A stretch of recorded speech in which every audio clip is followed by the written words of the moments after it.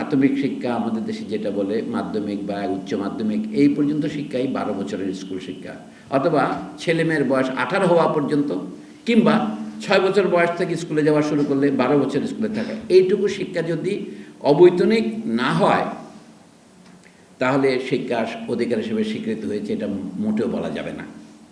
আপনারা এখন অভিজ্ঞতা থেকে বলুন এর মধ্যে কতটুকু বৈতনিক কতটুকু অবৈতনিক। দ্বিতীয় কথা হলো, শিক্ষা করতে যে ছেলেমেয়েরা যাচ্ছে তাদের যে বাড়িতে আগে কাজে সাহায্য করত, সেই সাহায্যটা সে করতে পারছে না, সেই জন্য তাকে তো বৃত্তি দেওয়া উচিত। বৃত্তি দেওয়া মানে হচ্ছে এটাকে চাকরি মনে করে তাকে বেতন দিতে হবে। কারণ একজন শিশু যখন 20 বছর 21 বছর বয়সে কর্মজীবনে প্রবেশ করে তখন কাজ করে বলে তাকে নগদ বেতন দেওয়া হচ্ছে, কিন্তু এখন তো সে কাজে যাওয়ার জন্য প্রস্তুতি নিচ্ছে, প্রশিক্ষণ হচ্ছে। তো সমাজ আগে ভাগে তাকে টাকা দিলে অসুবিধাটা কি? অসুবিধা এই যে সমাজ বলবে যে আমার অন্য কাজে খরচের টাকা পাওয়া যাবে না, কিন্তু যে শিশুকে আপনি টাকা দেবেন সেই টাকা সে কাজ করে প্রত্যেক বছর তার চাকরি থেকে যদি আপনি শতকরা 10 ভাগ করে কেটে রাখেন, এটা দেওয়া তার শোধ করা তার পক্ষে অসম্ভব নয়। এত ঋণ খেলাপি আছে। শিশু যদি মারা যায় তাহলে সে ঋণ খেলাপি হবে, মারা না গেলে কিন্তু ঋণ খেলাপি হওয়ার কোনো সম্ভাবনা নেই। একটা সম্ভাবনা আছে, সে যদি বিদেশে চলে যায়, কিন্তু বিদেশে চলে গেলেও সে তার ঋণটা শোধ করতে বাধ্য, বিদেশ থেকে গিয়েও সে শোধ করবে। এইভাবে শিক্ষার একটা সম্পূর্ণ ব্যয়ভার বহন সমাজের পক্ষে করা সম্ভব কিনা এটা আমরা পরীক্ষা করতে পারি, এটা অসম্ভব কিছু নয়। কোন মেধার জোরে আমরা যখন 6ষ্ঠ শ্রেণীতে রংপুর ক্যাডেট কলেজে কোচিং করায় ছাত্র ভর্তি করায়, যারা ক্যাডেট কলেজে ঢুকতে পারে তারা মেধাবী, যারা ঢুকতে পারে না তারা মেধাবী নয়। আজ তারপরে যারা ক্যাডেট কলেজে যাবে তারা কী পরিমাণ সুবিধা পায়, এই পরিমাণ সুবিধা অন্যরা কেন পাবে না? আমার মেধা নাই, এটা কি আমার জন্য অপরাধ হতে পারে? আমি কেন সেই, তারা হোস্টেলে থাকে, এক হোস্টেলে ধরেন 100 জন করে, 4 হোস্টেলে 400 জন থাকে, কথায় কথায় বললাম, অন্যদের কি সেরকম থাকার অধিকার নাই? দেশে ক্যাডেট কলেজ সৃষ্টি করার বৈধতা কোথায়? এটা বৈষম্য সৃষ্টি করা। ক্যাডেট কলেজে যে সুবিধা দেওয়া হয় সেটা সমস্ত উচ্চ মাধ্যমিক বিদ্যালয়ে দিতে হবে। আমাদের যেখানে অনার্স পড়ানো, এটা কি? এটা কি উচ্চশিক্ষা? এটা হচ্ছে মধ্যশিক্ষা প্রকৃত প্রস্তাবে, পেশাগত এবং কারিগরি শিক্ষা। আমরা যে মেডিকেল কলেজে MBBS ডিগ্রি করি, প্রথম ডিগ্রি, অথবা আইনের ডিগ্রি করি, এগুলি সবই বৃত্তিমূলক এবং পেশাগত শিক্ষা। এটাকে উচ্চশিক্ষা বলা হচ্ছে উচ্চশিক্ষার অপমান করা। এরপর উচ্চশিক্ষা আছে, প্রত্যেক বিদ্যালয়ের উচ্চশিক্ষা আছে। এই জন্য হচ্ছে পেশাগত এবং বৃত্তিগত শিক্ষা জাতিসংঘ 80 বছর আগে যে মানদণ্ড, নৈতিক মানদণ্ড, আইন নয়, স্থাপন করেছে, তা হচ্ছে এখানে মেধার প্রশ্ন তোলা যাবে না।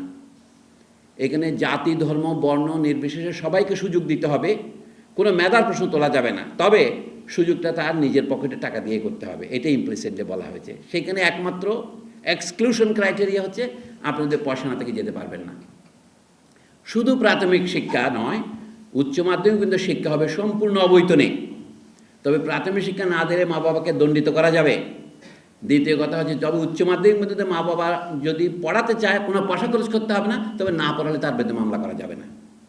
এই জাতিসংঘের সার্বজনীন মানবাধিকারের ঘোষণাপত্রের 26 ধারার 3 নম্বর উপধারায় বলা আছে কোন ধরনের প্রাথমিক বিদ্যালয়ে শিশু যাবে সেইটা মা বাবাই নির্ধারণ করবে। তাকে কোনো না কোনোভাবে আপনাকে পড়াতে হবে, তাকে কোনো না কোনোভাবে শিক্ষিত করতে হবে, এটাই হচ্ছে দাবি। আইনগতভাবে বলা হচ্ছে এটা আবশ্যক হবে। এই প্রাথমিক শিক্ষার মেয়াদ পৃথিবীর সব দেশে, আমি বহু জায়গায় বলেছি যে 6 বছর পর্যন্তকে প্রাথমিক শিক্ষা বলা হয়। এই যে ভিয়েতনামের উদাহরণ দেওয়া হলো, ভিয়েতনামে কিন্তু 6 বছর প্রাথমিক শিক্ষা, জাপানে 6 বছর, কানাডায় 6 বছর। পৃথিবীর আমি যত দেশকে জানি ব্রিটিশ উপনিবেশগুলি ছাড়া আর সব দেশেই প্রাথমিক শিক্ষা 6 বছর, কিন্তু আমাদের এখানে 5 বছর করলো কেন? শিক্ষক ছাত্রের অনুপাত পৃথিবীতে শ্রেষ্ঠ অনুপাত হচ্ছে 1 বনাম 1। তো সেটা তো সম্ভব না। একজন ছাত্র একজন শিক্ষক হলে ভালো হয়। রাজপুত্র রাজকন্যাদের তো একজন ছাত্রের জন্য 10 জন শিক্ষক থাকতো, এবং রাজপুত্র রাজকন্যারা স্কুলে যেত না। আপনারা জানেন সাধারণ মানুষের, বুর্জোয়া ছেলে মেয়েদের জন্য, শ্রমিকের ছেলে মেয়েদের জন্য স্কুলের সূত্রপাত হয়েছে ইউরোপে। প্রথমে গির্জার পাশে শুরু হয়েছে, পরে অন্যান্য জায়গায়। সেই কাহিনী আপনারা জানেন। শুধু আমি বলতে চাই, এখন যে গণতান্ত্রিক বিশ্ব, আমরাও যে গণতন্ত্রের স্বপ্ন দেখছি, সেইটার মাপে বলছি শিক্ষক ছাত্রের অনুপাতকে একটা যুক্তিসঙ্গত সীমায় না আনলে ভাষা শিক্ষাও হবে না, গণিত শিক্ষাও হবে না।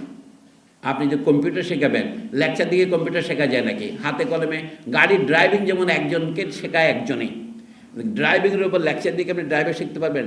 সাঁতারের উপর লেকচার দিকে সাঁতার শেখানো যায়, রান্নার উপর লেকচার দিকে রান্না শেখানো যায়। মানুষ আল্লাহর রহমত আছে, নিজ প্রতিভা গুণে শেখে, এই লক্ষ্য। তো শিক্ষক ছাত্রের অনুপাত আমাদের দেশের শিক্ষাকে বিপ্লব আনতে পারে যদি এটা বদলায়। আমাদের পদে পদে সমস্যা। আপনি বলে এত সর্বাঙ্গে ব্যথামোর ওষুধ দেবো কোথা? কোথা থেকে শুরু করব? এই জন্য শুরু করা উচিত প্রাথমিক শিক্ষা থেকেই। আমি আলোচনার খাতিরে বলছি, প্রাথমিক শিক্ষা 6 বছর ঠিকভাবে দেন, তারপরে 6 বছর মাধ্যমিক শিক্ষা দেন, এরপরে শিক্ষকই দক্ষ করবেন। প্রথম 6 বছরকে শিশুকে শুধু মুখস্থ করাইতে হয়, অনেকে মুখস্থ করতে বিরুদ্ধে, কিন্তু এই মুখস্থবিদ্যা ইউনিভার্সিটিতে এসে চালায় উগড়ে দিলে চলবে না। শিশুকে যেমন নামাতা শেখাবেন, নামাতা কি তাকে শেখাবেন না? শিশুর প্রথম, আমি এবার কোনো শপথ করছি না, প্রথম 6 বছর শিক্ষা হচ্ছে অনুকরণমূলক শিক্ষা। এইটাকে ইংরেজিতে বলে অ্যাক্টিভিটি, এইটাকে বলে অ্যাক্টিভ লার্নিং। তারপরে আমরা যে শিশুর যখন বুদ্ধি চিন্তা বিকশিত হতে শুরু করে, তখন সে প্রশ্ন করে, আগেও প্রশ্ন করে, তখন প্রশ্নটাই প্রধান হয়ে ওঠে, যা পড়ে তা নিয়ে সে চিন্তা করে। এইটারই নাম হচ্ছে সে নিজে কিছু বানাতে চায়। যেমন একটা বাক্যের উপর সে আরেকটা বাক্য লেখে, শিশু নিজেই সৃজনশীল হয়ে ওঠে, সে নিজে কথা রচনা করে, বানায়। তারে আপনি একটা পদ্য বললে সে আরেকটা লাইন ভরাইয়ে দেয়, আপনি তাকে গাইড করবেন। এইটাকে বলে ক্রিয়েটিভ লার্নিং বা ক্রিয়েটিভ স্কুল।